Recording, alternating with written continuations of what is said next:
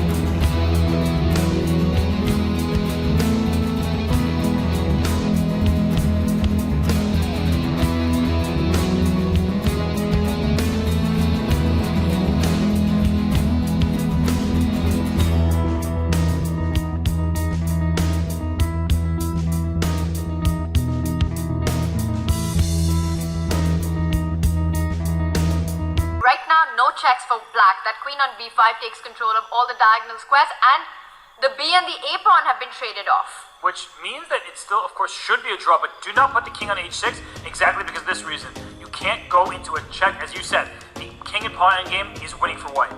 And now he has to try to advance the king side pawn, but again, that just leaves your own king so exposed.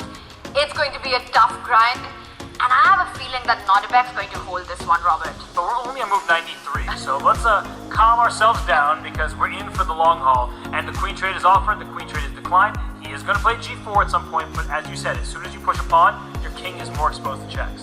Absolutely, he's going to use his king to defend the g pawn. Instead, just brings back the queen. Now the queen can slide to the f1 square, giving some nasty checks. So they give a few checks from white, but as soon as black gets the queen to f1, then there is no hope. And this is what's happening. In order to stop the draw by checks, white has to drop the queen back. There's no activity to speak of.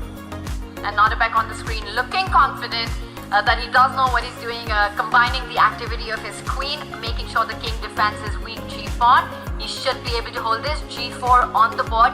Really the only way to make progress for white. With the fewer number of pawns on the board, the closer Nodirbek gets to the draw. And let's imagine h5 happens and we get a trade of pawns, and even the king and pawn endgame will be a draw. In fact, in many of these positions without queen, it still is a draw for black. So here goes h5. This should be a very simple draw at this stage, but mistakes happen, like we saw Nodirbek win against Rajabov. Well, he comes back with the queen, and if white was to trade on g6, black can actually go into the set king pawn ending like you were mentioning, which is still a hold. And that confident recapture by Nodirbek. He just wanted to make sure, and then when he figured it's a draw, white is bringing the king up though, so now you have to be more careful. Queen g5 check. King g7 is still a draw because black holds the opposition. And they're talking to each other. That's what chess players do. They want to figure